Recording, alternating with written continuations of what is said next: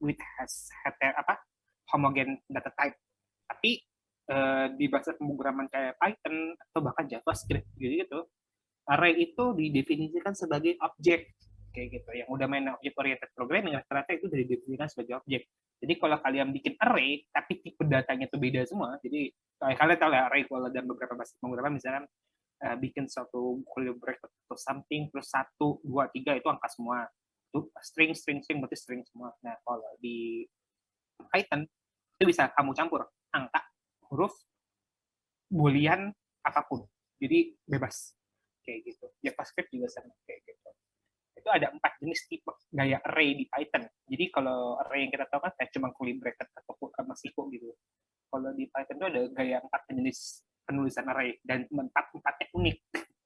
Ada penggunaannya. Itu list, tuple, set, dan dictionary. Dan saya tekankan lagi, khusus poin 3, 4, 5, itu kepake banget sampai kapanpun. Gitu, sampai kapanpun. Kalian mau ngerjain web, mau kalian ngerjain query database, mau bikin data mining atau apapun, ini konsep nomor 3, 4, 5. Saya kasih basic aja, tapi ini kepake. Gitu. Contoh kasus, misalkan kalian mendownload satu dataset di internet buat melakukan machine learning kayak gitu ya, otomatis kasus kalian nanti ya nanti itu. Nah itu kalau kalian download, nah bentuk datanya itu apa? Kan misalkan kalian mengprint sentiment analysis menggunakan CNN yang isinya data-data kalimat sentimennya kayak gitu, kan bentuknya kata-kata kan. Nah ketika kalian download ya kan bukan berarti isinya vocabulary buku kamus berjalan, itu ada format bentuk datanya. Itu kita bisa atur posisi data dan bentuk datanya menggunakan Python. Mungkin pakai list, mungkin pakai tuple, mungkin pakai set, atau mungkin pakai dictionary. Ya kayak gitu. Nah, terakhir function on Python. Sebenarnya in atau on sih udah lah ya. Adalah fungsi kayak gitu. Karena pada dasarnya nanti saya jelasin di hari berikutnya, itu hari ketiga itu lebih saya fokus ke object oriented sih kayak gitu. Tapi di sini kita nggak bahas fungsi terlebih dahulu. Itu aja sih gambaran kita hari ini. Oke, kita mulai hari pertama. Maksudnya poin pertama. Condition di dalam Python. Nah, kondisi itu kalau definisinya itu gimana cara bahasa ininya, gimana sih cara program itu untuk mengendalikan alur proses program kita sesuai dengan apa yang kita inginkan atau apa yang klien inginkan atau apapun pokoknya bisa dikendalikan kayak gitu ya. Nah, konsep conditioning atau condition di Python atau condition pada beberapa bahasa pemrograman umumnya itu cuma menyatakan atau beresolve, maksudnya berikatan terhadap cuman value-nya true atau false. Jadi kalau namanya programming itu nggak ada namanya ragu-ragu, nggak ada namanya gray. Lu benar atau lu salah kayak gitu. Itu programming. Beda sama pertanyaan kondisi hidup. Nggak bisa hidup itu dinyatakan kamu salah, kamu benar. Itu ntar yang ada perang. Ya itulah yang adalah filosofi itu. Ada hubungan sama codingan. Tapi kalau di programming, iya, tidak kayak gitu. Nggak bisa tengah-tengah kayak gitu. Ya. Dan itulah makanya kenapa programmer itu, ya ini bahasa ini ya, nggak tahu sih bener atau enggaknya, itu komitmen. Orang yang biasa programmer itu orangnya komitmen. Kalau udah mau komit sesuatu ya berarti iya akan dilakukan kayak gitu. Oh jadi jodoh sih. Oke, kita lanjut ya. Ada 4 gaya penulisan condition. If condition biasa, if else condition, elif condition, sama if logical operation kayak gitu. Sebenarnya ada yang baru 5, yaitu matching case. Kalau kalian pakai bahasa pemrograman sebelumnya itu mirip switch case. Tapi nggak saya masukin. Karena matching case itu berlaku untuk Python versi 3.10. Oke, sedang kalau kalian baru install Python sekarang ada matching case. Cuman kalau yang biasa udah install sebelumnya yang 3.8, 3.7 kayak gitu, saya nggak bahas versi 2 ya, nggak bahas versi 2. Itu belum ada matching case, itu baru diimplement baru-baru ini. Oke, dan ini 4-4-nya akan kita coba peragakan kayak gitu. Langsung aja coding, nggak usah terlalu sedikit. Pertama, kita akan buat if condition. If condition itu adalah kondisi di mana akan dilakukan pemeriksaan apakah suatu kondisi itu nyata benar atau tidak. Jika benar, jika true, value-nya true, maka jalankan. Tapi nggak ada embel-embel jika tidak. Jadi kalau benar, jalankan. Kalau enggak, ya udah, lewatin aja. Kayak gitu. Contoh ya, saya punya sekalian kamu ngeliat gaya list nih, saya pakai list. Ini namanya list. Jadi detailnya saya jelasin. Saya punya list, di mana list itu saya buat daftar resep makanan. Misalkan jangan X deh, MTKis banget sih. Resep bumbu cheese apa sih, mozzarella bukan mozzarella, saus keju, resep bukan resep, bumbu saus keju ya, bisa kan kayak gitu.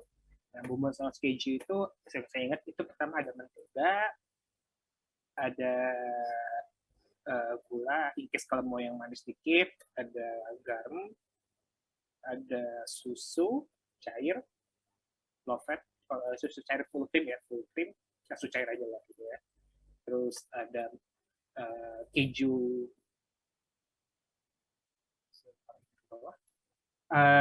keju keju slice. Nggak kayak gini ya saya pernah bikin misalnya. Jadi saya punya suatu variabel namanya bumbu saus keju, yang isinya adalah komponen-komponen bumbu yang saya buat untuk bikin saus keju, yaitu mentega, gula, garam, susu cair, dan keju slice kayak gitu ya. Terus saya akan buat suatu kondisi. Jika saya buat string di sini, garam ada di bumbu saus keju, maka tolong cetak bahan sudah ada, misalkan seperti ini. Kita pakai bahasa Indonesia, nggak usah pakai bahasa pemrograman. Saya punya variabel namanya bumbu saus keju, ya di mana berisikan komponen yang saya buat untuk bikin bumbu saus keju. Jika garam ada di dalam komponen tersebut, maka bahan sudah ada. Dan kalau kita jalankan, kita jalankan,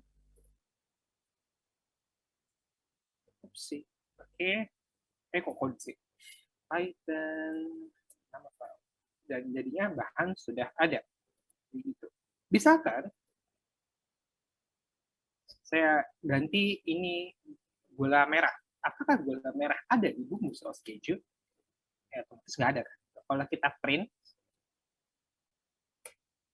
nggak ada apa-apa outputnya. Kenapa? Nilai di sini adalah false, nggak ada.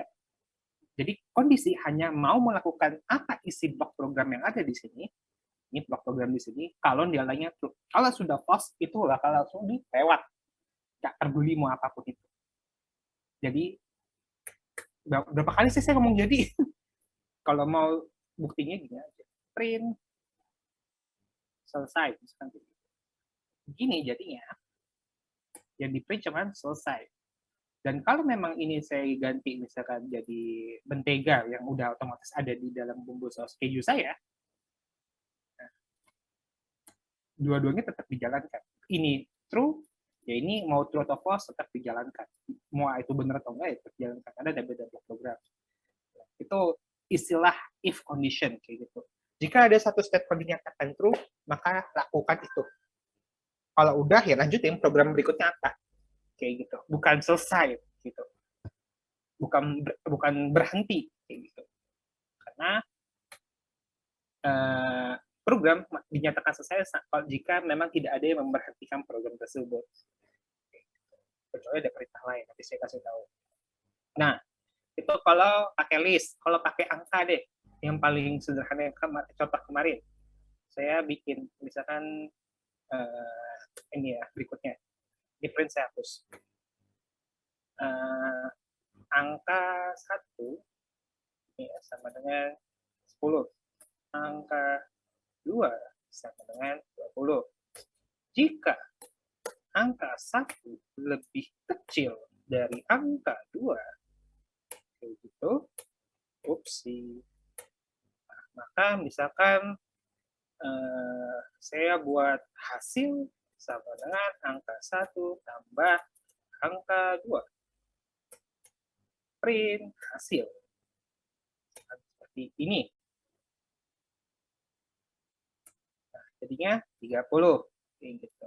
Misalkan saya balik, false, dan kita jalankan, ya cuman bahan sudah ada yang ini, false, tidak dikerjakan. Itu if condition. Sampai sini ada pertanyaan nggak?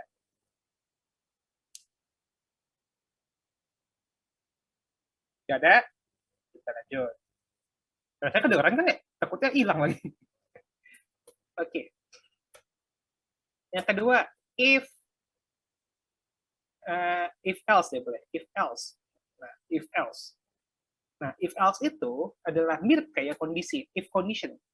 Tapi bedanya, jika ada kondisi yang sudah terpenuhi, maka jalankan tersebut. Jika tidak, else. Jika tidak, maka kerjakan yang ini. Jadi kita secara eksplisit, secara tersirat, bukan tersurat, menyatakan bahwa kalau ini nggak benar, tolong jalanin yang ini. Kalau kamu nggak benar jalanin yang A, tolong jalanin yang B. Kalau kamu nggak bisa ke Depok, ya udah kamu ke Karawaci. Bahasa kasarnya kayak gitu. Contoh, ini yang angka saya hapus ya. Suka pakai huruf-huruf aja dulu. Oke. Nah, saya udah punya pakai bumbu saus keju juga.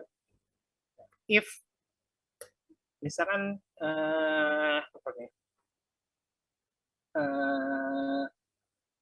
garam, N, gula.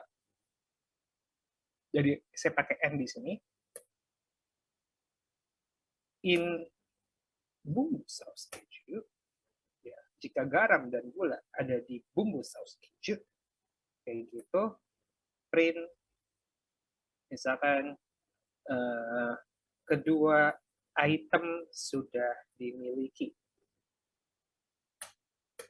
Keluar blok, else, titik 2, apa?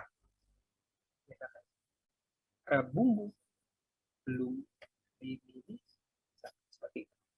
Kita baca dulu bahasa Indonesia-nya. Jika garam dan gula ada di bumbu saus keju, maka cetak kedua item sudah dimiliki. Jika tidak, secara eksplisit loh, bumbu belum dimiliki. Kita print. Ini yang atas ya. Kedua item sudah dimiliki karena garam dan gula sudah ada di bumbu saus keju. Nah, bedanya apa sama yang di atas? Kalau yang di atas, misalkan tadi saya print sesuatu di sini, terlepas ini nanti udah true atau false, pasti di bawahnya itu dibaca. Kalau else, itu memeriksa kondisi. Kalau udah bener, dia jalanin yang ini. Kalau ternyata salah, dia jalanin bawahnya. Jadi kalau saya print di sini sesuatu, selesai, kita di kayak gini. Ketika saya print, kedua item sudah dimiliki, selesai, ini kebaca. Misalkan, ini saya ganti jadi, misalkan, yang bikin salah, misalkan air. Sebenarnya nggak butuh air sih bikin bumbu saus air. Jangan deh, udah ada susu, ngapain. Terus, kita jalanin. Nah, loh, kok sudah? Ayo, kenapa ini? Oh, ini gini.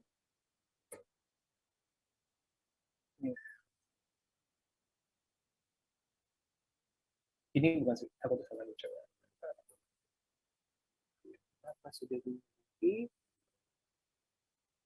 Emang airnya dimasukin? Air aja deh. Harusnya false. Pin. Nah, bumbu belum dimiliki. Kayak gitu ya. Jika air ada di bumbu saus keju, ya nggak ada kan. Kedua, artinya bumbu belum dimiliki. Otomatis nilai true di atas itu dilewati. Kayak gitu, oke? Dan nilai else yang diambil. Maka yang diambil bumbu belum dimiliki. Selesai, tetap dicetak. Mau dia true atau false. Itu untuk if else. Kayak gitu. Sampai sini ada pertanyaan nggak? Oh. Tidak ada? Saya lanjut.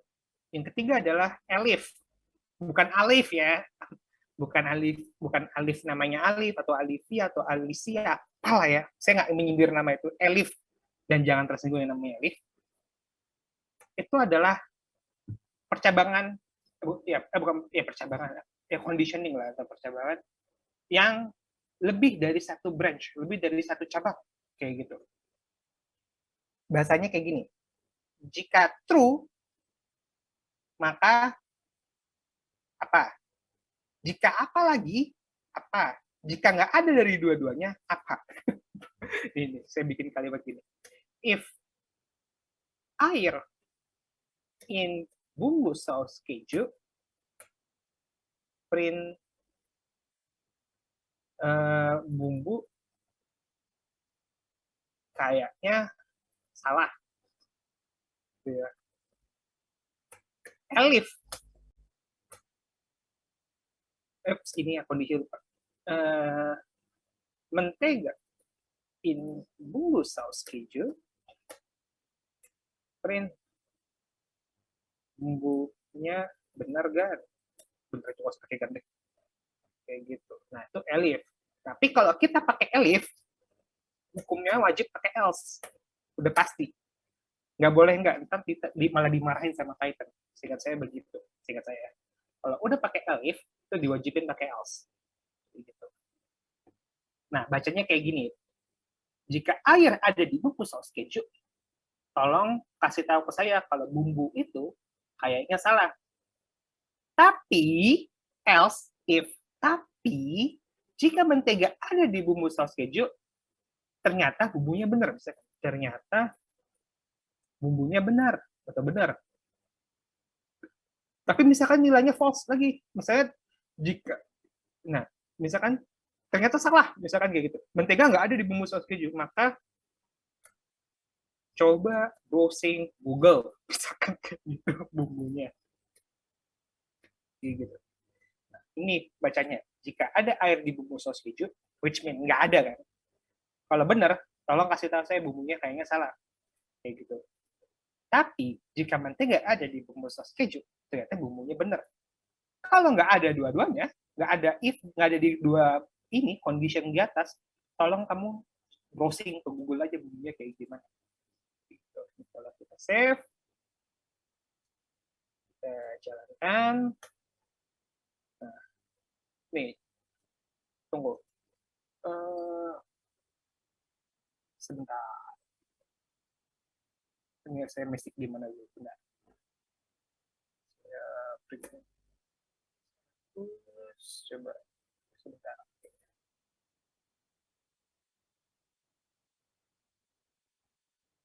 Ini nilainya false. Ini nilainya false. Mentega emang nggak ada dulu. Oh iya, pantesan. Menteganya ini pakai kapital ya. Ini kecil. Nah, oke. Kita cek. Jika air ada di bumbu saus keju, which mean nggak ada gitu kan. Ternyata bumbu itu kayaknya salah, tapi akhirnya di skip kan. Tapi jika mentega ada di bumbu saus keju, yang artinya nilainya memang benar, ya berarti bumbunya benar. Gitu. Yang ini ya di skip bawahnya. Yang atas di skip ya karena salah. Gitu. Kecuali misalnya ini saya ganti ini mentega, gitu. Di sini air. Kalau ini saya jalankan, yang dijalanin bumbu yang apa nih? Bumbunya kayak salah nih. Oh, bumbunya kayaknya bener. Ini saya balik deh. Nah, cukup bingung.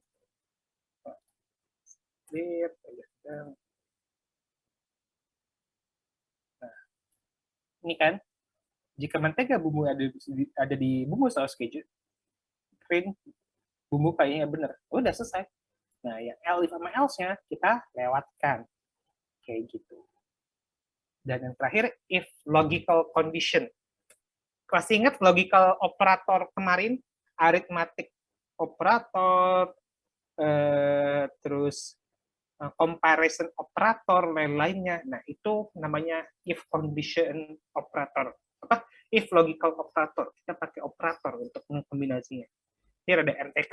Misalkan, saya buat contoh. If logical operation. Kita buat contoh. X sama dengan 10 bagian tadi. Oke, sama dengan 20. Oke. Ini nggak masalah ya.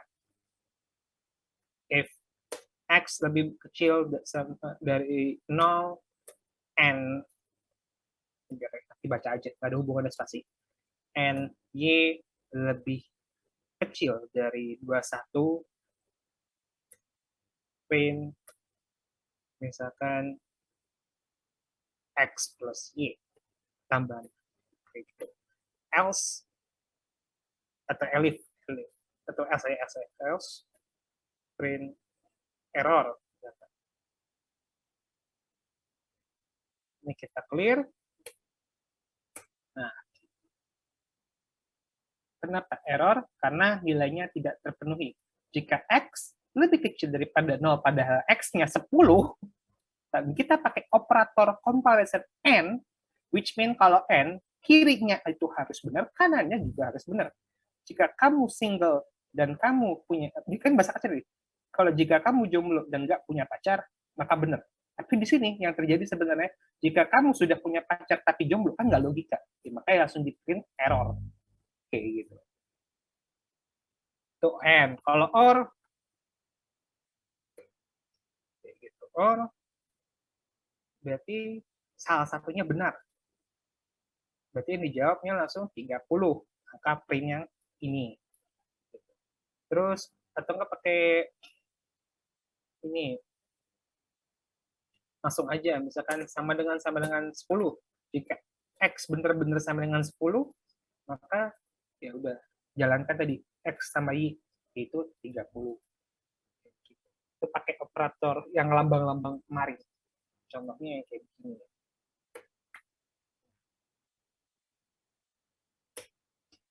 Jika X tidak sama dengan 10, berarti ini kan yang jalan.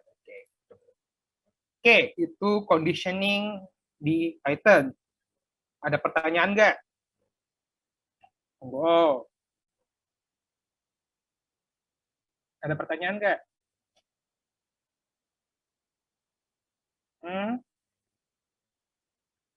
Saya tunggu 10 detik. Monggo.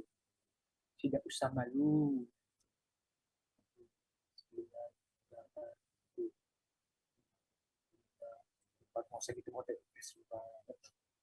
Oke, nggak ada pertanyaan ya? Kita lanjut. Berikutnya ada studi kasus. Kita akan membuat simple kalkulator. Tugasnya adalah buatlah sebuah kalkulator sederhana di mana pengguna bisa melakukan input berapapun nilainya, dan kalkulator tersebut bisa langsung mengkalkulasikan operasi sederhana tersebut menggunakan operator aritmatika apa aja, plus, min, kali, atau bagi. Ada yang mau nyoba nggak? Ada yang mau nyoba nggak? Ada. Sebenarnya, oke, adalah saya kerjain bareng aja. Kalau yang udah biasa, gampang lah ya, kayak gini. Kalau yang belum, kasihan deh. Nih, kasusnya begini. Kita akan coba solving kasus ini. Membuat kalkulator sederhana. Saya hapus ya. Oke. Saya clear. Ini bisa saya pindah ke kanan nggak sih sebenarnya? Split terminal.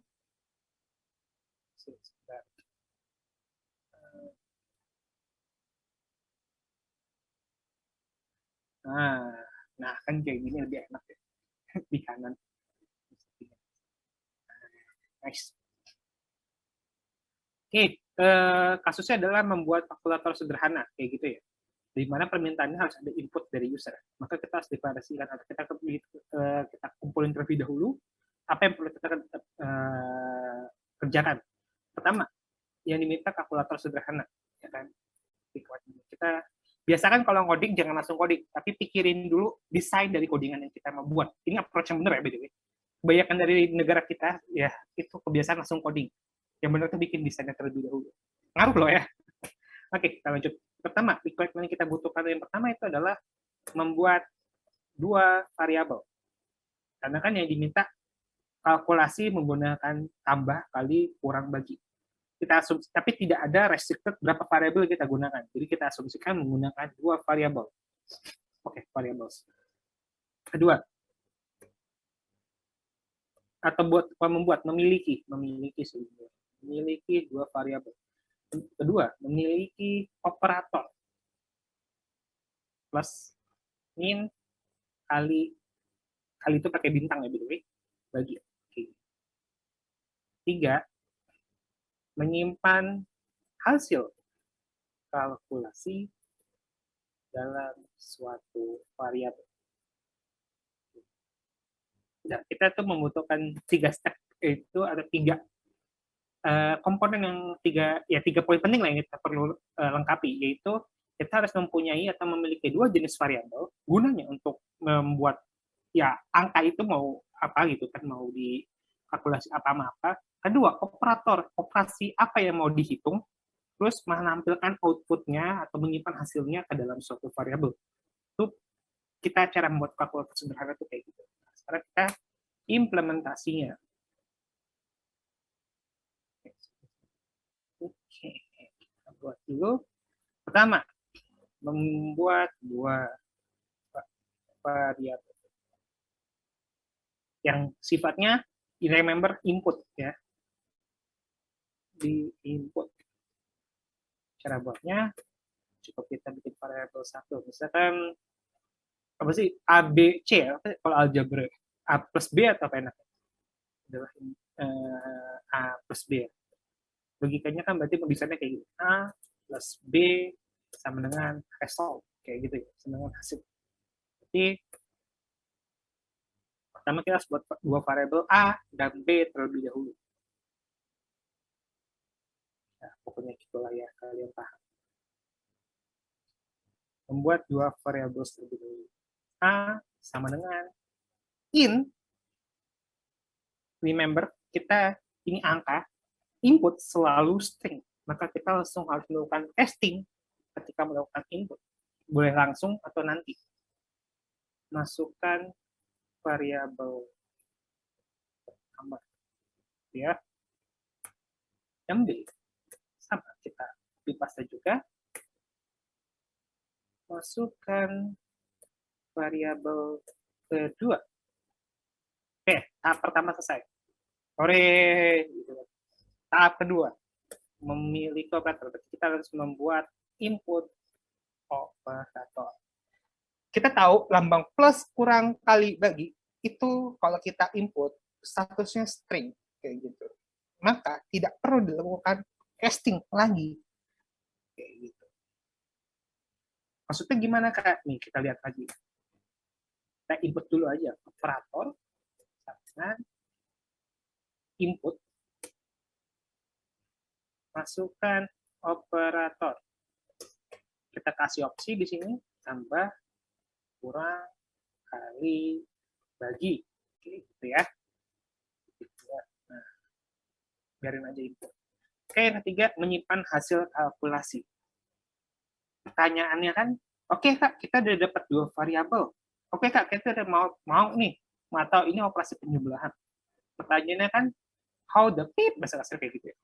Gimana caranya kita bisa ngasih tahu program bahwa ini itu penambahan, ini itu pengurangan, ini itu perkalian, ini pun pembagian.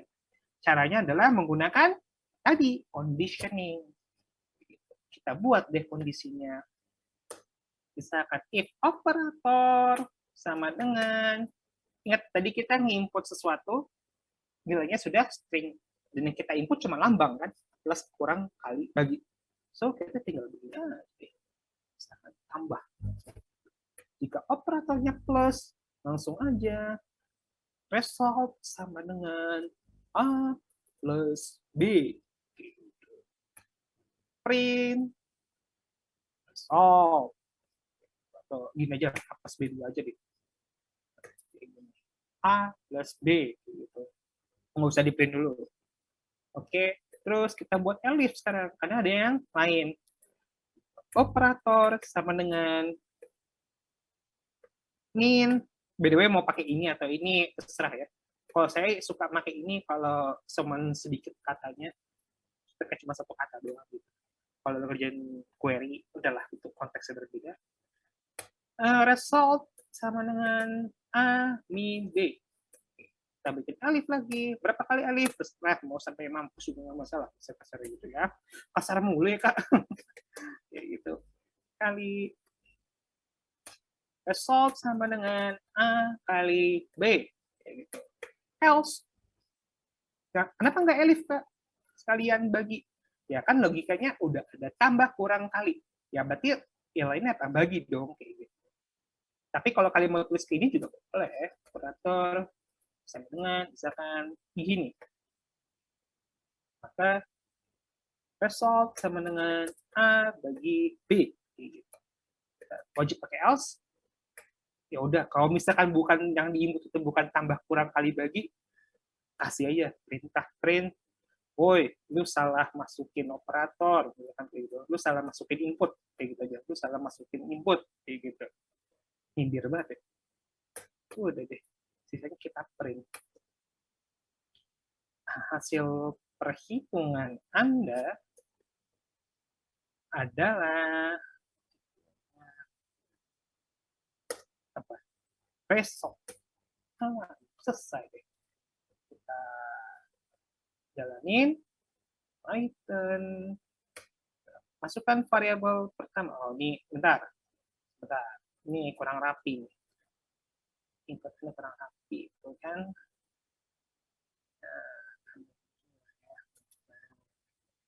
Pindah ke enakan di bawah, coba saya mau nanya, enakan di kanan atau di bawah menurut kalian? Enakan dari mana? Ngeliatin ininya. Halo? Di kanan, Kak. Di kanan ya? Ya udah. Nah, mantap.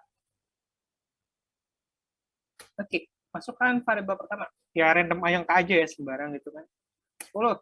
Masukkan variabel kedua. 5. Operator yang saya masukin plus 15. Lagi 10. Bebas ya, beda. Jadi saya coba pakai angka yang sama aja biar ada gambaran.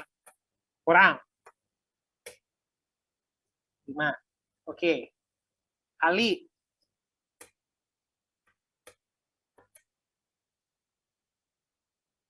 mana si bintang? 40. Lagi tuh 5. Lagi 2.0. Kayak gitu ya. Oke. Kenapa 2.0? Dia otomatis mengkonvert tipenya ke float. Kayak gitu. Kan ini kan saya kasih resultnya nggak saya kasih tipe data apa. Python sudah menerjemahkan maunya apa tipe datanya. Apa ada baiknya kadang-kadang harus dikasih tahu ya. Oke. Lagi 10. 5. Inputnya apa? Masa bodoh. Kan kadang ada orang lain praktikal atau apapun iseng. Kan result is not defined. Kenapa error ya? Karena ini nggak ada perhitungan tersebut apa ini kan tuh. Wah, lu salah input dan nggak bisa di print resultnya karena nggak ada variable result tidak didefinisikan karena result kan kita definisikan kalau terpenuhi operator ini maka nggak bisa di print.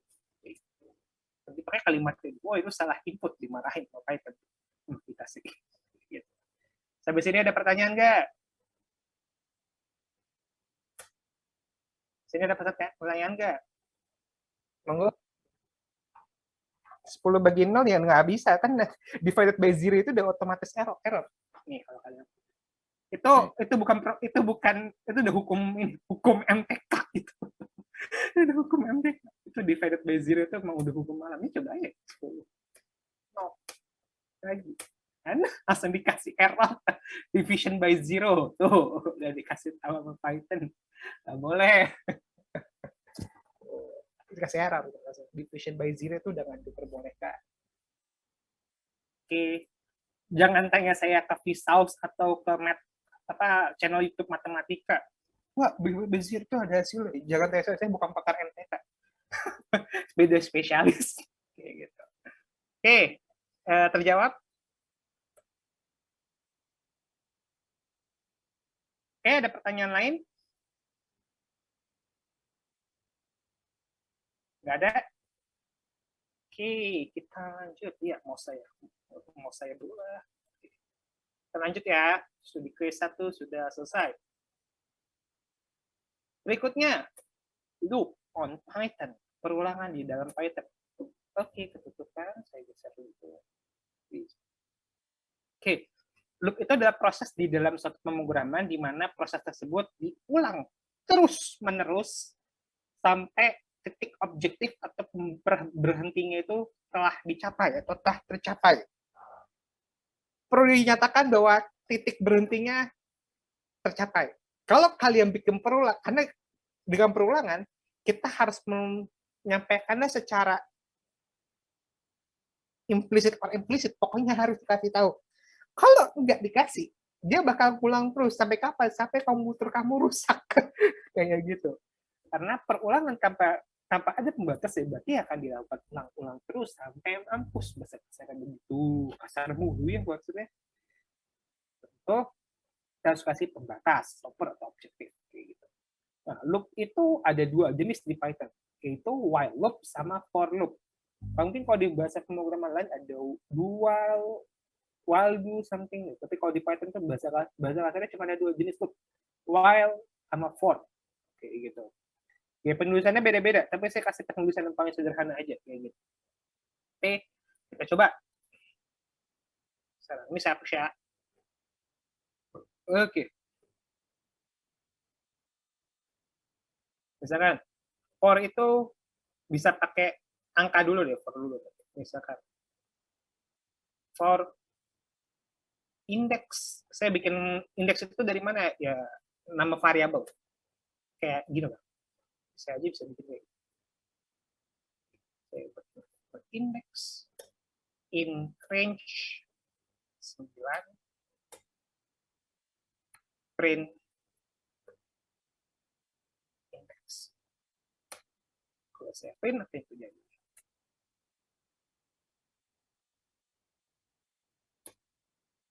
Dia langsung nge-print 0, 1, 2, 3, 4, 5, 6, 7, 8, 9. Oke, gitu. Oke. Sampai 8. 9-nya nggak kehitung. Nah, jadi tadi saya kalau selalu kayak gini, sebenarnya asumsinya indeksnya itu nilainya udah 0. Kayak gitu. Jadi saya langsung aja. For index in range 9. Jadi, baca aja gini. Untuk variable index dari jangkauan 0 sampai 9, tolong print apa isinya. Jadi dia ngulang kan, ngeprint 0, 1, 2, sampai ke 8. Karena 9 itu nggak dimasukin. Ini, kalau mungkin gini, kalau kalian pakai bahasa pemrograman kayak Java, C++, Pascal, for itu bahasa pasti kayak gitu. For apa ya? Saya malah lebih biasa malah for itu. X sama dengan 10, X 0 apa ya? X lebih kecil sama dengan 9, X plus plus, terus diginiin, baru print something. Bahasa kasarnya kayak gitu. Nah, kalau di Python, kalau kau cuma ngeprint gitu doang, ya langsung aja bisa langsung pakai range kayak gitu. Tapi bisa nggak Kak model kayak gini? Yang pakai pembatas sama kita bisa langsung deklarasi variabel apa, terus sampai mana, terus berapa kali increment atau pengulangan ini gap perulangannya bisa. Itu pakai for range juga, tapi beda approach. For number in range misalkan tadi 9 berarti 0 sampai 9. Kita langsung deklarasi di awal. Kita mulai dari titik 1, kita berhentikan ke titik 10 dan kita tambahin perulangan lengkapnya sebanyak 2 kayak gitu. Ini sama kasusnya tuh sama kayak begini kalau kita bikin for di pemrograman lain. X sama dengan 1. Di mana X lebih kecil daripada 10. X ininya X-nya 2. X plus 2. Kayak gitu. Ini kasusnya sama kayak di atas 1. Kalau mau 1 jadinya kayak begini. Kayak gini. Tuh ini statement for kayak gini. Python cuma jadi begini doang. Nah, kalau kita print,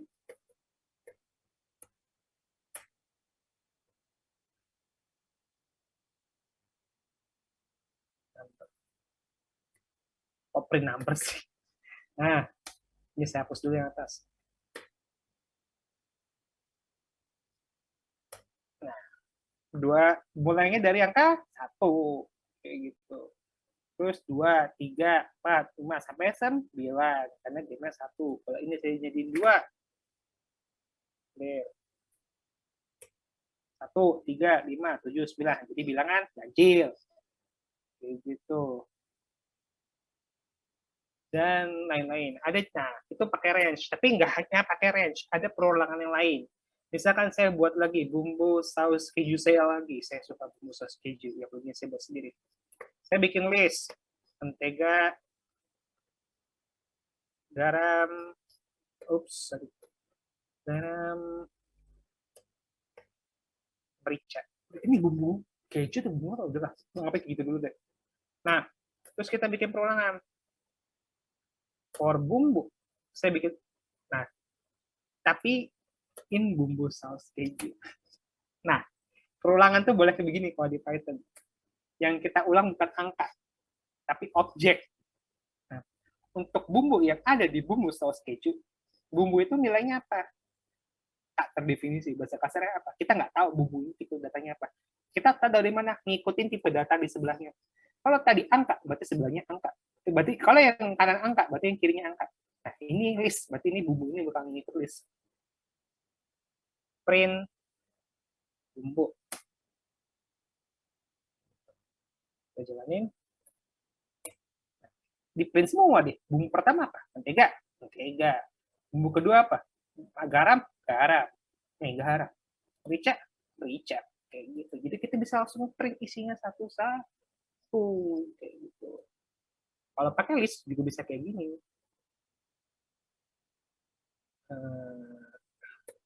Udah nanti gampang soal di list aja. Jadi kurang lebih begitu. Jadi yang kita print nggak nyangka, kita bisa bakal nge-print sesuatu yang bahkan nggak ada angkanya sama sekali. Kita bisa nge-print isi dari list, kita bisa melakukan perulangan, kita buat list baru, misalkan for bumbu in bumbu keju, terus kita buat list baru, misalkan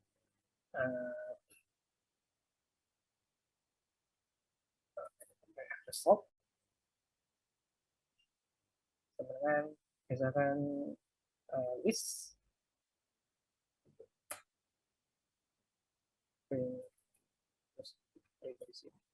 nanti saya ajarin list itu gunanya buat apa. Clear. Mericanya doang yang di-print. Yang terakhir. Nanti gampang lah saya jelasin. Kurang lebih kayak gitu. Itu for. Sekarang while. Oke. Nah, while itu agak tricky dikit. Kalau while, itu kita deklarasi ini harus kita buat requirement di atas dulu. Misalkan saya buat pembatasnya itu 5. Kayak gitu. Terus kita bikin while.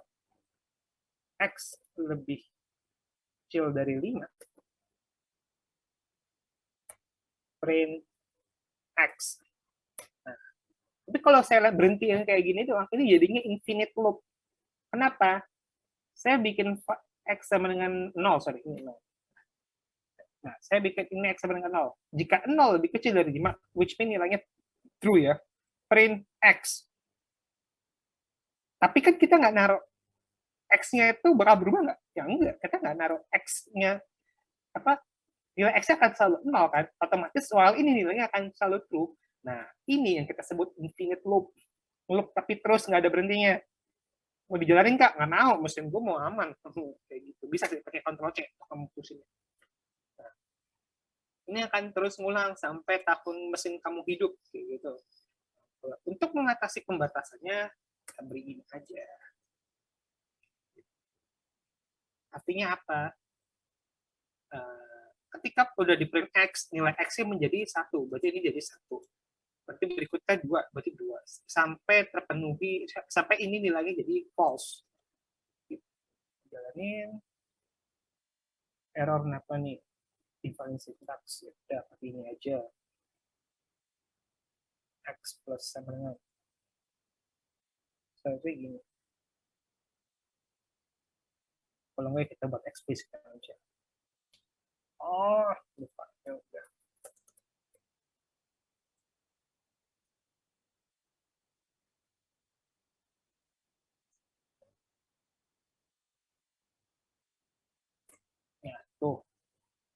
berhenti di 4. Ya, kenapa? Pertama nilainya 0. Apakah 0 lebih kecil daripada 5? Ya, berarti print 0. Ditambah jadi excess 0 tambah 1, berarti excess adalah 1. Apakah 1 lebih kecil daripada 5? Benar, print 1. Terus, jadi 1 tambah 1 berapa? 2. Apakah 2 lebih kecil daripada 5? Iya, print 2. Ya, terus sampai ke 4. Nah, itu pakai while. Kalau saya hapus, jangan. Cobanya sendiri sih kalau mau. Cuman close kalau udah dijalani. Kayak gitu. Itu while sama for. Ada pertanyaan nggak? Ada pertanyaan nggak? Ada pertanyaan?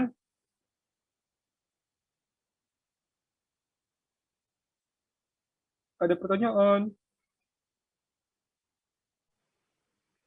Tidak ada, Kak. Tidak ada, Kak. Ya udah. Kalau nggak ada pertanyaan, saya pulang ya. Nggak gitu ya. Oke, kita lanjut. Studi case 2. Ini soal paling legend soal klasik looping. Kasus-kasusnya. Pertama kita suruh membuat bintang menggunakan loop. Di mana limitasi bintangnya itu pakai input. Yang kedua, yang sama tapi bukan pakai bintang, pakai angka. Aduh, ini ujian gue banget. Aduh, jadi ingat gue masih ke masa-masa aja Hilya gue ngerjain. Oke, caranya print. Oke, lanjut. Nggak, jangan kayak gitu. Oke, kita akan ngerjain dua-duanya langsung. Pertama sudah bintang, tapi dia di soal ini tidak mendefinisikan gaya bintang seperti apa. Jadi kita bebas sesuai dengan hati kita. Yang penting bintang, kayak gitu ya. Mau sama kaki atau sama siku-siku, kita pilih siku-siku yang paling gampang aja.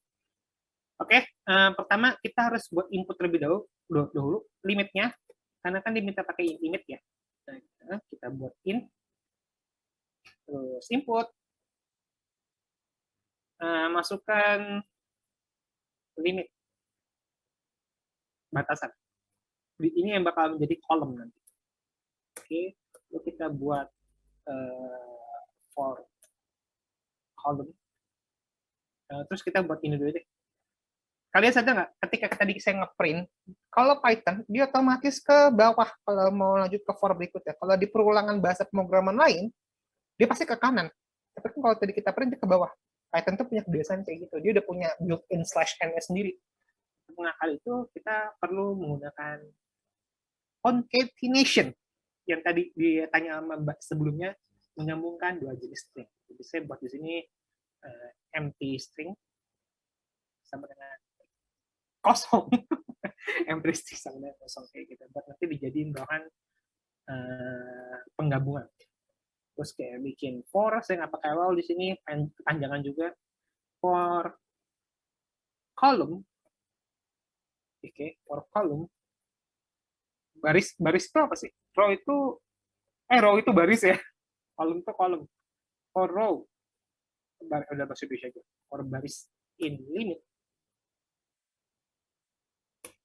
Berarti barisnya 0 kan, in limitnya berapa? Misalkan 5 ya, berarti in 5. Jadi 0, 1, 2, 3, 4, 5 kayak gitu. Kita buat ini, terus kita buat empty string sama dengan empty string, tambah bintang. Kita kasih spasi dikit. Terus print empty string.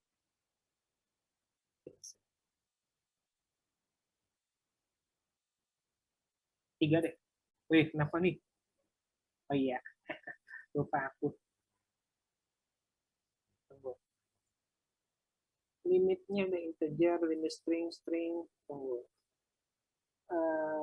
Objek yang nomor berapa? Line 4. Oke, pakai ini aja, pakai range. Nah, ini jadi bintang. Range-nya berapa? Limitnya tadi 3, berarti 0, 1, 2, 9, 1, 2, 3, sampai 9. Kayak gitu. 5 bintang, kayak gitu ya. Oke, terjawab. kalian kalau pakai pembahasan pemrograman biasa pasti kadang fora bisa sampai 1 atau 2. Bikin matrix pakai Python lebih cepat lagi, cuma pakai 1 for juga bisa. Gitu. Itu soal yang pertama. Yang kedua, pakai limit yang atas aja. Saya buat empty string kedua. Numstem, empty number. Tapi isinya string. Udahlah, empty number. Terus for di sini apa ya? Baris row deh sekarang row. Range limit itu kita lakukan hal yang sama, empty num sama dengan empty num tambah. Nah, bedanya apa? Kalau ini pakai bintang, dia udah otomatis string. Nah, kalau angka, kita harus pakai angka yang di perulangan kan. Sedangkan row itu mengikuti tipe data limit, sedangkan tipe data limit adalah integer. Maka harus kita ubah menjadi string terlebih dahulu. Print baru empty num-nya. Aja. Kalau kita jalankan, error nggak? 0, 01, 01, 2, 3, kayak gitu ya. Kalau mau pakai mulai dari angka 1, bisa kayak gitu. Kita pakai limit ininya. Nah, tambahin kita mulai titik awal dari mana. 1, 1, 2, kayak gitu. Oke, ini soal terjawab. Ada pertanyaan?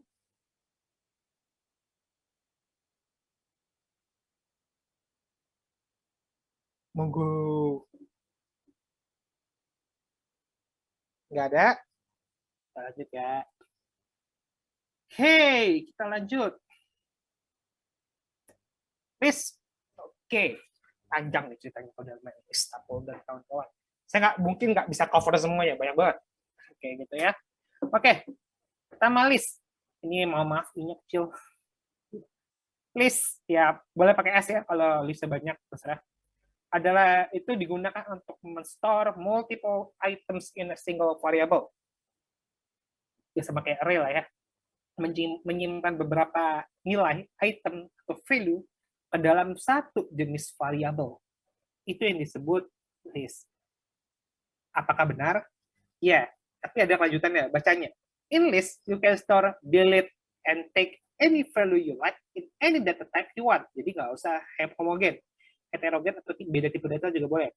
Nah, dan value-nya itu dapat diubah-ubah. Jadi kalau kalian punya list, isi dari listnya bisa kalian ubah-ubah. Kayak gitu, bisa kalian ubah-ubah. Kalian buang tambah kayak gitu. Contoh. Ya, contoh. Ini guna. Ntar saya contohin lagi. Listnya saya buat jangan bumbu lagi deh yang lain kayak apa ya enak. Oke. Absen apa ya, list buku, genre buku. Nah, cara bikin list pakai siku ya, pakai list itu pakai siku.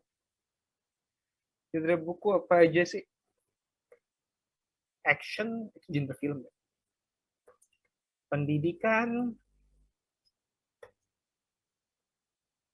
romansa, apapun itulah ya, dan lain-lain. Jadi saya punya sebuah list namanya genre buku, berisikan genre-genre buku yang saya inginkan. Nah, gimana cara nge-print listnya? Sebenarnya gampang. Kalau kalian bisa pakai for, kayak tadi, yang for, misalkan for genre buku gitu kan. Terus print tadi genre kayak gini. Kok bisa pakai cara yang begini, yang otomatis ngeprintnya hasilnya adalah satu-satu, atau cukup begini aja. Genre buku. Kalau kita jalanin, langsung di print semua. Action, pendidikan, romansa, langsung di print semua, nggak pakai for. Tapi ingat, bracketnya tetap masuk. Tipe datanya genre buku apa, Kak? List. Yakin? Nih, kita cek. Biar yakin, daripada ntar saya di sus ya. Kebaikan yang mau mas. Jalanin. Tipenya adalah list. Dia ada tipenya ya, namanya list ya, sesuai. Ya, gitu. Itu kalau mau print isi list. Sekarang tadi pernyataannya bisa kita ubek-ubek, Kak. Ya udah kita ubek-ubek. Misalkan saya ngebuat isi list kedua, genre buku, kayak gitu. Nah, list itu mirip kayak array. Jadi itu kayak gini dia sebenarnya urutannya. Genre buku. Nah, ini nilainya. Nah, ini nilainya 0, ini nilainya 1, komanya di situ aja deh.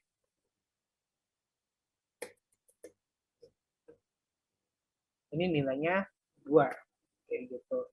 Kak, nilainya bisa min nggak? Bisa aja, tapi kebalik jadinya. Kalau min jadinya begini. Ini jadinya min 2. Kenapa jadi itu 2 sih? Ini jadinya min 1. Ini jadinya 0. Jadi kalau kalian mau print, isi salah satunya gimana ya? Pilih aja salah satu. Kayak gini. Saya mau print action aja. Nah, begini aja. Kita print action. Kalau mau yang satu,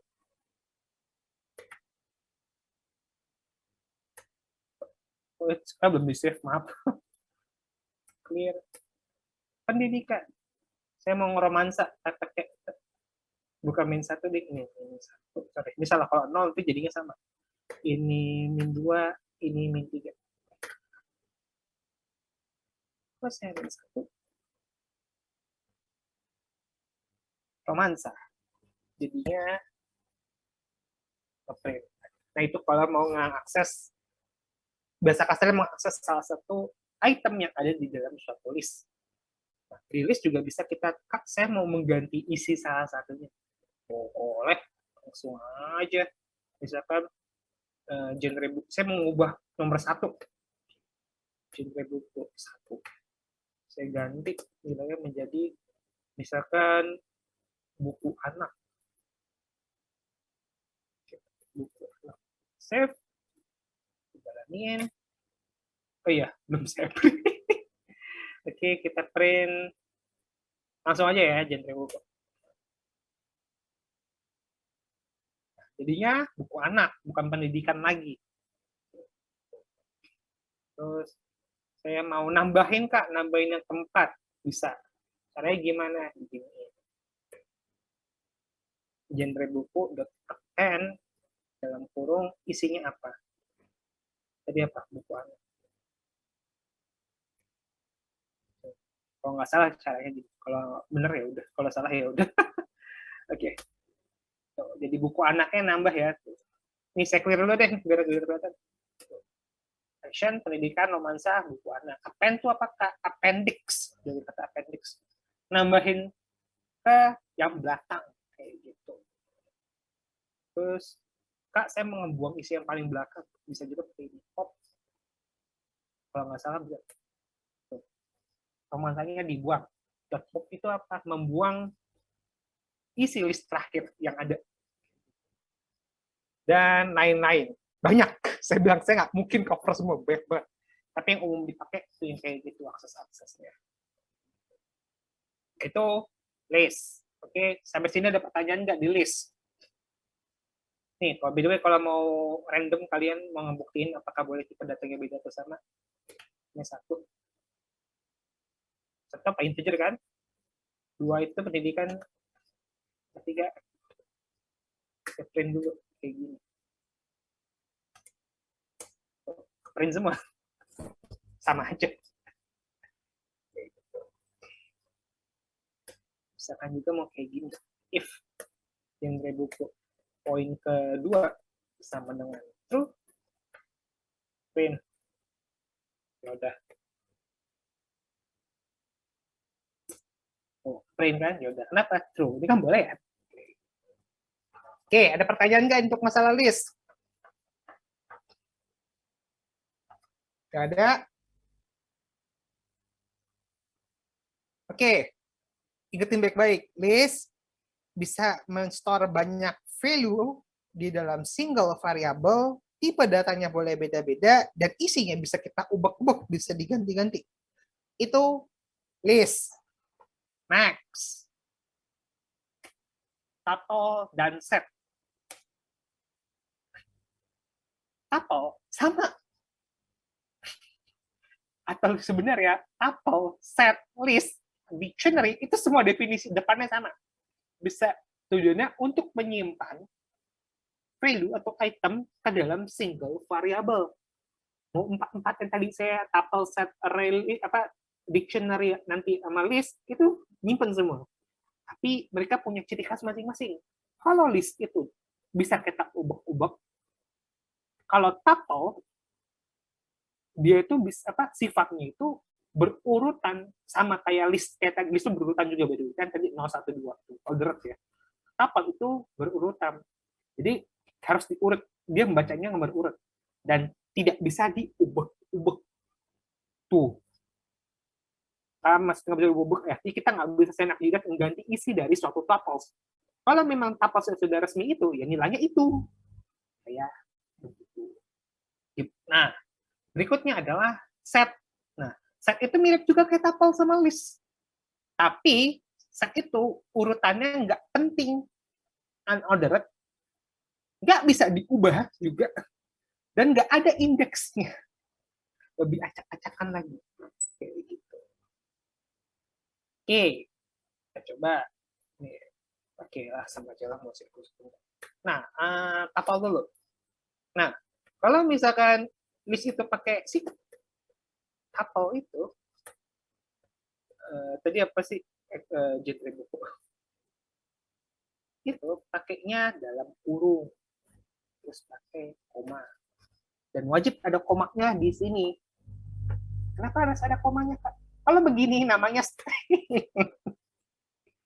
Kalau begini jatuhnya string. Oke, kalau ada koma baru jadinya list. Apa list tuple? Tadi action, pendidikan, terus tiga lupa. Romansa. Nah, romansa. Sama, kita juga bisa print. Langsung hajar, genre buku. Clear. Print semua. Kita akses. Bisa. Dia juga order ya. Bisa sesuai dengan urutan. Oh. Pendidikan. Urutannya sama. 0, 1, 2. Atau min 3, min 2, min 1. Sama. Gitu. Jadi kurang lebih mirip list. Bedanya nggak bisa diubah-ubah. Gitu. Misalkan kita senak jidat, ups, genre buku 2 sama dengan satu ya tadi, 01. 1 buku anak.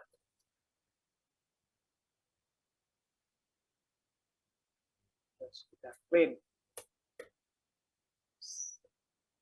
buku. Kita clear. Error. Nggak bisa.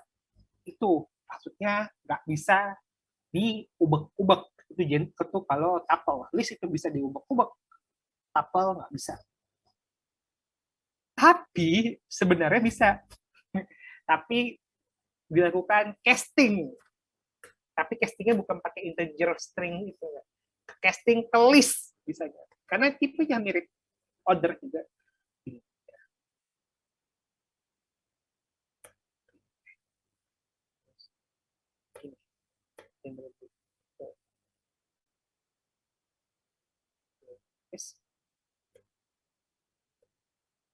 Ini cara pertamanya.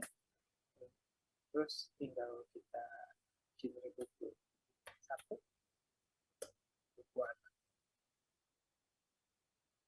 Kayak gini, terus kita print buku. Kita clear. Error juga, kenapa? Oke, pembukaan tulis ternyata. Gini aja gampangnya. Dalam kurung, nah, gitu. Langsung convert literal. Masih error. Sebentar, saya lupa bicaranya. Atau tulis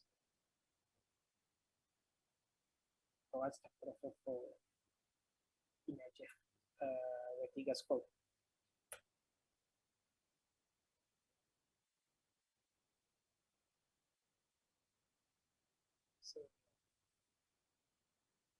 Di sini.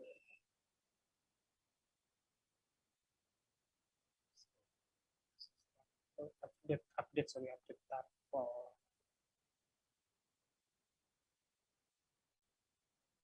Nah, ini dia. Langsung. Sama kok, tulis. Pakai variabel dulu.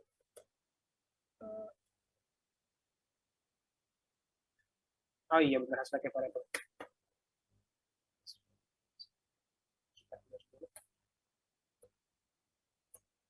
Oh, langsung. Oh iya, ini.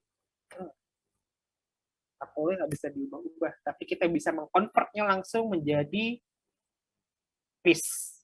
Kayak gitu. Jadi ini tipe datanya udah beda. Kalau yang atas, kita type ya. Print genre buku. Kita type.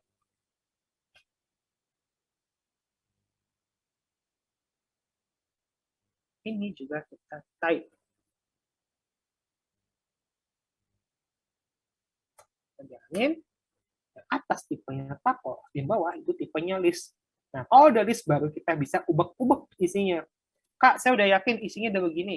Udah, aku balikin lagi ke tapel. Caranya gimana? Tapel. Tadi Y-nya list kan? Balikin lagi.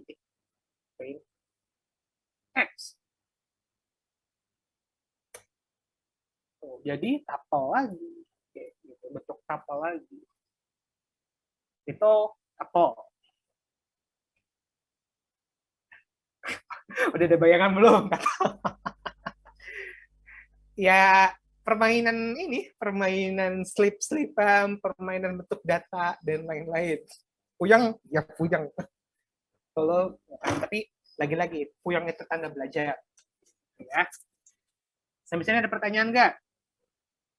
Tapel, sebelum saya masuk ke set, yang lebih nggak bisa diapa-apain lagi.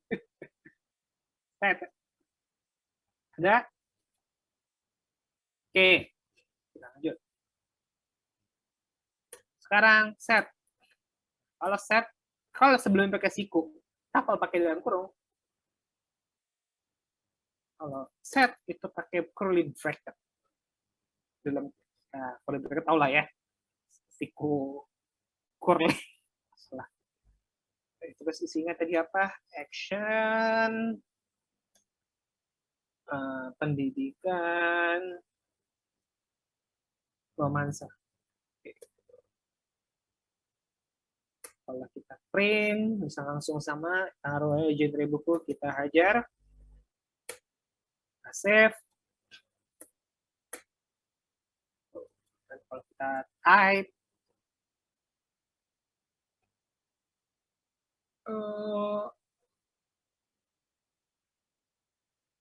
jadinya set. Kayak gitu ya, udah set. Nah, kalau udah set, biasanya udah nggak bisa diapa-apain lagi. Kayak gitu, karena udah satu kesatuan. Pak, cara aksesnya gimana? Cara akses set? Karena kan dia nggak diindeks, tadi nggak diindeks, nggak di order. Kalau order itu kita bisa mengakses dari indeksnya. Sedangkan dia itu nggak bisa diakses langsung. Caranya gimana? Caranya adalah, ayo saya juga lupa. Udah lama nggak main set. Jarang banget saya pakai set.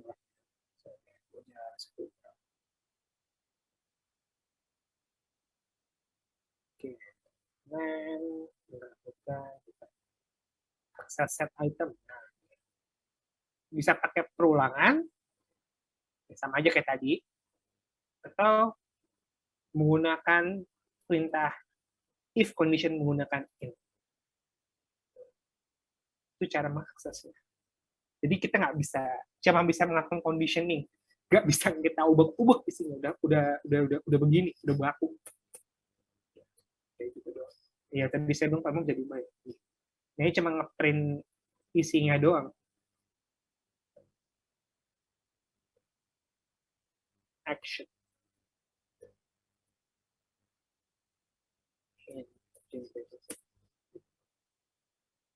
Sama aja, tuh kan? Value-nya doang, apakah true ya true gitu, nggak bisa diapa-apain lagi. Hal itu, tapi bisa ditambah menggunakan add, update. Jadi tambahin, kalau meng-add tambahin di ini juga bisa, genre buku add buku anak. Nggak bisa diubah bukan berarti nggak bisa ditambah ya. Kita cuma nggak bisa mengganti isinya doang. Belum di print saudara-saudara. Kita clear. Oke, sebentar. Clear. Kenapa buku anaknya tidak KF? Sebentar. Add set item. Add.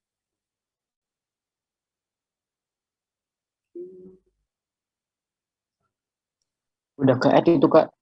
Mana sih? Oh itu iya. bukan. Nah, di action sih. Udah ke add ya. Ingat urutannya nggak ngaruh. Saya nggak ngeliat tadi ada di sini. Urutannya nggak ngaruh. Jadi kenapa tiba-tiba di sini ya orang udah nggak ada urutannya kalau udah ditapel. Kalau mau tahu urutannya caranya A, B, P, R. Itulah ya alfabetis. Oke, kayak gitu. Manipulasinya banyak. Saya bilang, ini kalau saya bahas sama panjang nggak bisa.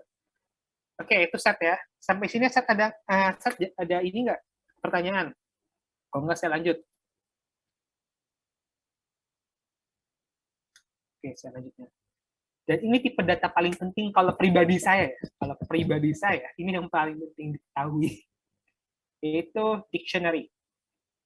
Nah, kalau sebelumnya itu value-nya itu langsung kita ada di dalam itunya, single variable itu langsung kita declare yang ada, maksudnya udah ada nilainya. Nah, kalau dictionary itu sifatnya itu udah kayak pintu sama kunci. Jodoh sama laki jodoh sama perempuannya kalau udah jodoh tidak klop. Itu dictionary itu mirip kayak gitu. Dia sama bisa nge-store data value ke satu single variable, tapi konsepnya itu menggunakan kunci dan value pairs. Jadi kalau kuncinya A, value-nya itu Z, ya akan begitu terus. Dan jadi untuk mengakses value, jadi untuk mendapatkan nilai Z, ya berarti harus ngambil kunci A. Nah, itu dictionary itu modelnya kayak gitu. Dan sifatnya itu order, bisa diganti, tapi nggak boleh duplikat. Jadi isinya nggak boleh sama. Ini contoh dictionary. Dia pakai curly bracket juga. Mirip tuple, mirip set. Oke, misalkan data diri. Data diri, saya mendengar, saya buat curly bracket kayak gini. Key-nya adalah nama, value-nya adalah nama saya sendiri, DH, terus umur, misalkan umur saya misalkan 18 tahun. Oke, lanjut. Forever 18 ya, itu 19. Terus kelas, misalkan masih kelas ya. Kelasnya entah deh. Gini, jadi alamat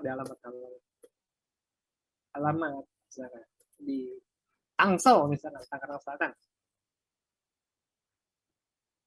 Save. Jadi kita punya yang kiri nih, nilai-nilai yang ada di kiri ini namanya key. Nilai yang ada di kanan-kanan stick ini itu namanya value. Jadi kalau mau akses ini ya kita akses key-nya. Nanti kita print semua dulu. Kita mulai dictionary isinya apa? Print data diri. Kita langsung dapat nama Rebecca, umur 18, alamat Tangerang Selatan. Berarti benar. Data diri dalam kurung misalkan nama. Apa yang terjadi kalau saya akses key nama? Ya, dapat langsung nama saya aja. Saya mau tahu umur. Kayak gitu. Umur. Langsung 18. Kayak gitu. Saya mau ngeprint K-nya doang.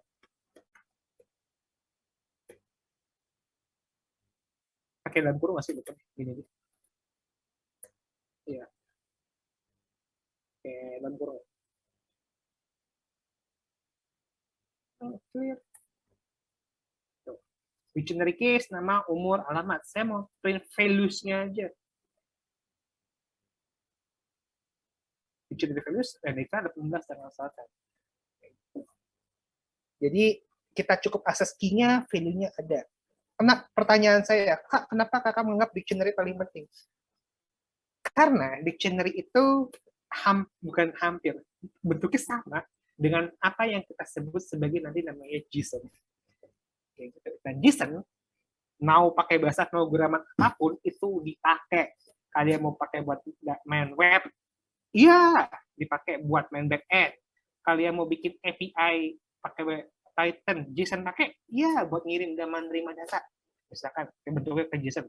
Kalian mau ngekstrak data dari suatu dataset, bentuknya JSON, banyak banget. Bahkan dataset itu kebanyakan bentuknya JSON. Dan untuk mengakses JSON, nanti ada namanya library import JSON. Untuk library saya jelasin di hari berikutnya, nah di hari ini, gitu. Nanti sekalian. Dan bentuk JSON itu mirip banget sama dictionary. Makanya, dan cara aksesnya juga mirip. Gitu. Tapi JSON itu JSON, dictionary itu dictionary sendiri. Nah, itu cuma buat introduction aja. Nah, ada pertanyaan dictionary. By the way, kita juga bisa nambah isi dari dictionary-nya ya. Kalau nggak salah pakai ini. Oh. Dictionary tambahin aja langsung kali ya. Oh, saya lupa dictionary nambah langsungnya gimana. Dictionary. Item. Nah, tambahin langsung aja. Tambahin. Key-nya adalah misalkan jenis kelamin, jenis kelamin lah boleh. Jangan pakai spasi ya, bisa nggak usah pakai spasi. L itu artinya apa? Adalah key. Oke. Kita print data diri.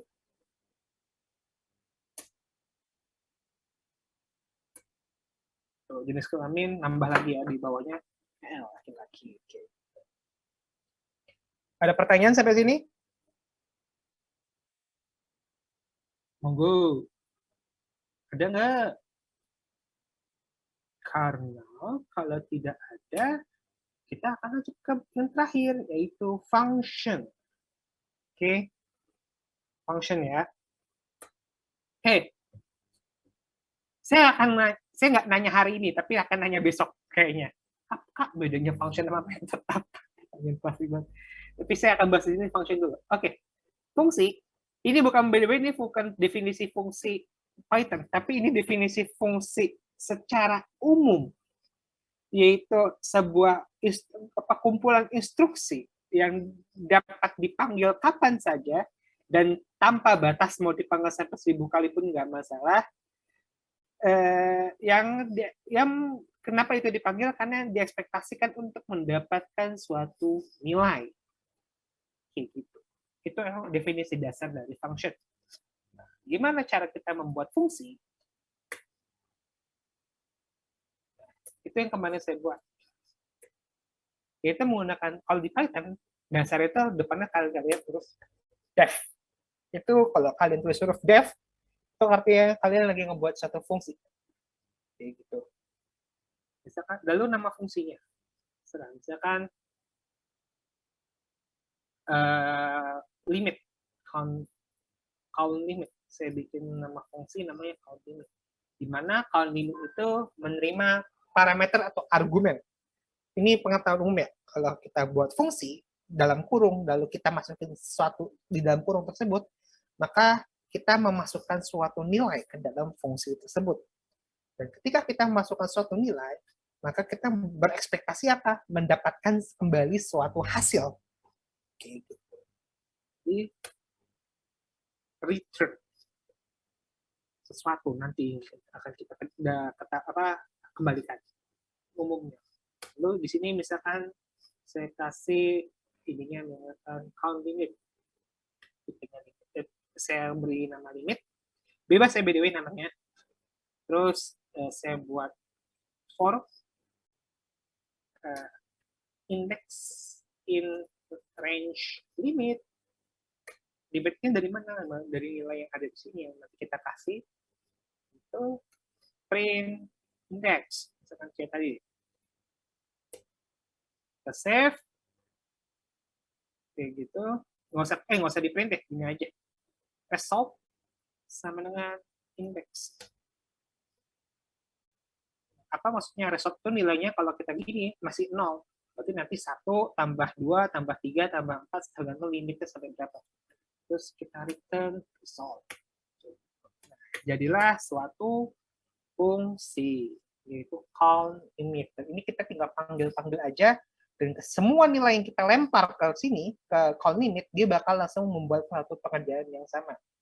Kak, kalau gitu fungsi limit itu maksudnya kenapa ada limit itu gunanya buat apa sih? Gunanya adalah ketika kita lagi melakukan suatu pemrograman, lalu kalian mengerjakan suatu hal yang sama berterus-terusan, misalkan kalian bikin suatu script program di mana kalian tuh melakukan kopas karena perhitungan kalkulasi yang sama, daripada ngulang-ngulang terus, makanya dibuat fungsi.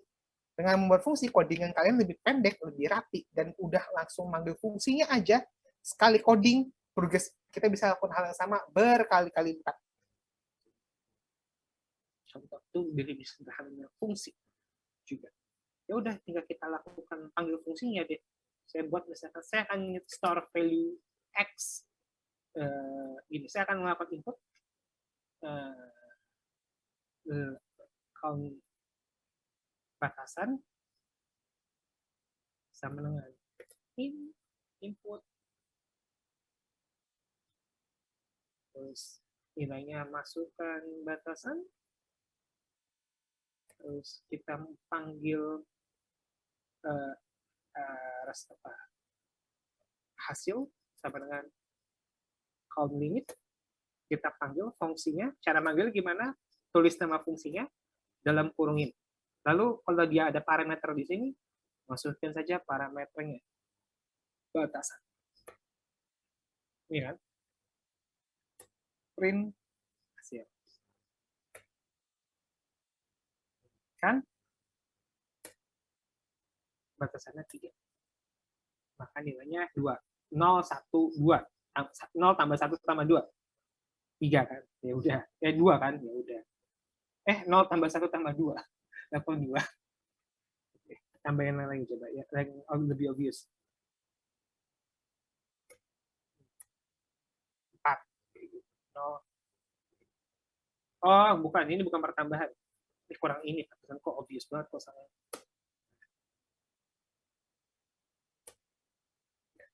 Oops. Stop. Tunggu. Index in range. Set.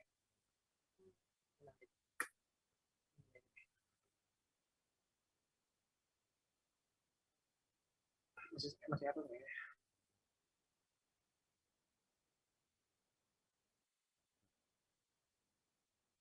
Rasa irrelevant before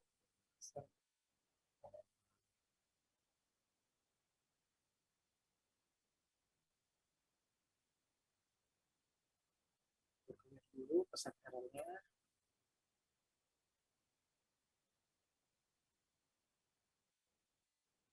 Ya, masih sama. Ya udah.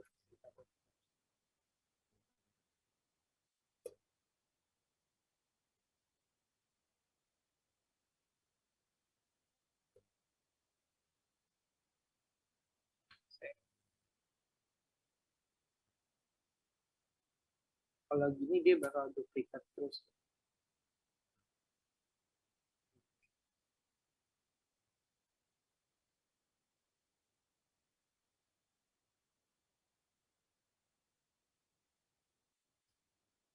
Saya jadi lupa logika salah di mana ya. Bisa jadi lupa terus. Enrich the substance.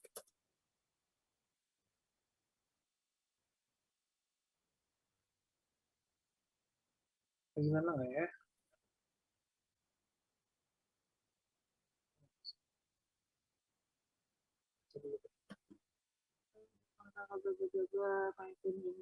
Ampuan local error, local variable result reference before assignment.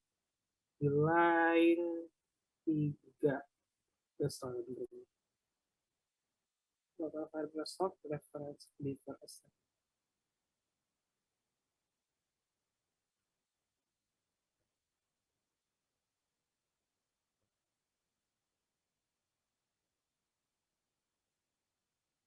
Nggak bisa lagi.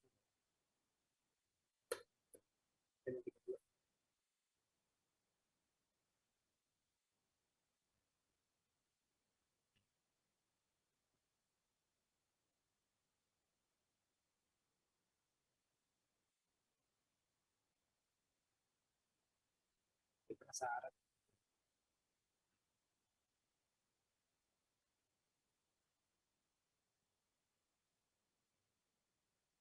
Buat variable kosong aja deh. Kayak gini. Langsung. Oke. Terus kita buat kayak gini.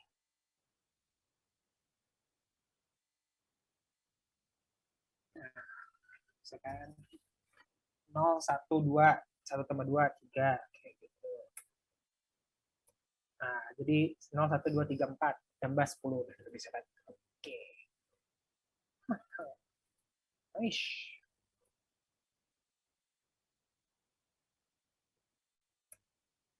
Kenapa tidak ke sini? Nah, ini contohnya kalau bikin fungsi. Kita masukin batasannya 3, kita buat dulu resultnya 0, terus ini 3, 0 sampai 3, 0 tambah 1 tambah 2, berarti resultnya 3. Print aja hasilnya apa? 3. Kak, bisa nggak kita bikin limit, bikin fungsi tapi nggak ngembalikin satu value? Bisa banget. Dua, kita bikin namanya void function yang nggak ngembalikin value.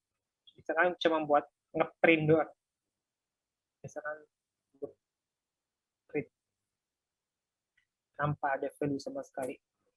Lalu terus kita bikin void index range 3, ya, langsung aja print index. Nah, kayak gini simple. Kita tinggal print. Tadi apa? Loop print. Atau nggak kita nggak usah pakai print, kan loop printnya aja. Oke, dalam untuk manggil. Kalau ini saya komen, saya hapus itu, saya anggap. Saya buat fungsi yaitu loop print untuk perulangan indeks 0 sampai 3, 0, 1, 2, tolong print.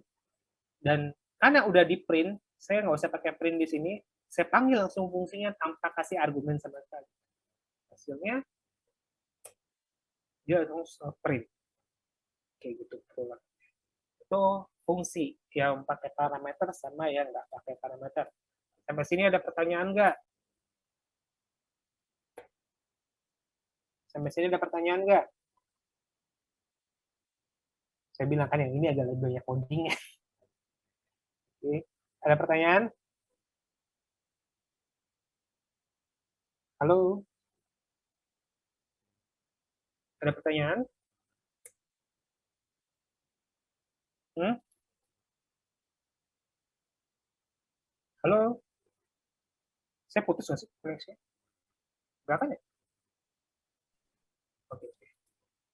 Ini saya kasih contoh. Nanti kita belajar library juga. Ini contoh yang waktu itu saya nanti kasih yang lebih gampang, nggak kayak gini. Contohnya saya kasih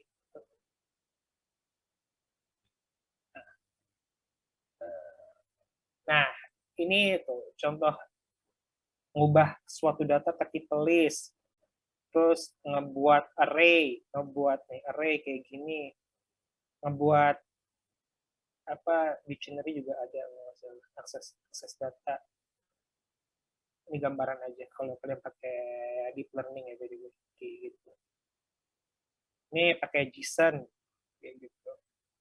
Nah, ini history, akurasi, ini key and value yang dictionary tadi. Ini value-value-nya. Nanti pakai semua. Oke, kalau tidak ada, maka itulah akhir dari day kedua kita. Hore! Gue jujur, cringe. Tapi gue kebiasaan untuk menjadi orang cringe. Biar bahagia. Oke?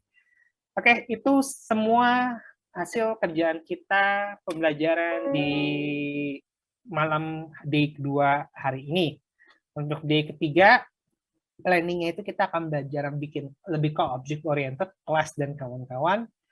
Nanti day keempatnya kita akan mulai terjun langsung ke Google Colab yang agak lebih realistisnya kita akan mau kayak gimana. Syukur-syukur nanti di day kelima yang terakhir kita langsung tes project. Kita lakuin tes sampel buat ngejalanin salah satu deep learning atau machine learning atau AI. Nanti kita akan coba buat peragaannya. Kalau saya ada nemu dataset yang gampang diolah. Itu planning saya sih, itu planning saya. Day 5-nya kita belajar benar-benar ke Google Colab, tempatnya kita belajar library, penting loh kita hafal beberapa library penting. Yang ketiga kita besok belajar objek, kayak gitu. Yang hari ini ya tadi kita belajar masih pakai tipe data sih, pelanggaran kondisi. Ada pertanyaan sampai sini? Tidak ada, Kak. Yuk, udah ngantuknya. Mau jam 9 juga. Saya wajar kok yang pagi yang kantor tiba-tiba dengerin dongengan kan kayak gitu udah umum. Iya, kalau mau niat belajar mah kalau oke, kalau tidak ada pertanyaan saya tutup terlebih dahulu. Mohon maaf jika ada kesalahan karena kesalahan adalah milik manusia dan kebenaran hanya milik Tuhan, dan kasus saya adalah Allah. Dan jika memang kalian belum ada pertanyaan karena bingung dan kalian mau belajar, silakan browsing terlebih dahulu. Kalau masih bingung, tanya aja besok kayak hari ini ya. Oke, kalau tidak ada, saya tutup. Assalamualaikum warahmatullahi wabarakatuh. Bu. Waalaikumsalam. Waalaikumsalam. Waalaikumsalam. Waalaikumsalam.